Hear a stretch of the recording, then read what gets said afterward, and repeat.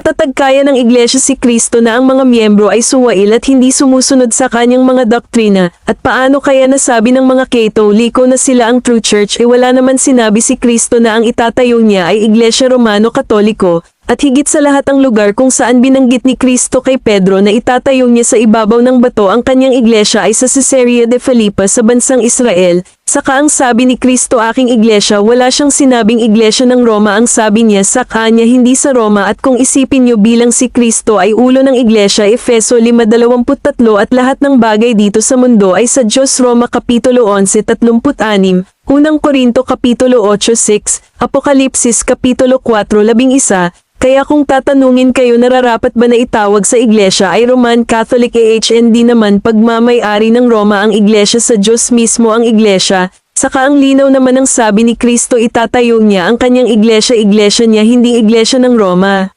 Kahit kayo mismo mag-analyst, isipin nyo maigi kung sinabi ni Kristo na Roman Catholic ang kanyang itatayo, kasi ang binabangit lang sa Mateo Kapitulo 16:18 ay itatayo niya ang kanyang iglesia kanya mismo, wala siyang binabangit dyan na bansa, uri ng tao o ano pa man ang sabi lang niya kanya. Isip-isip din kayo mga kapatid na Katoliko.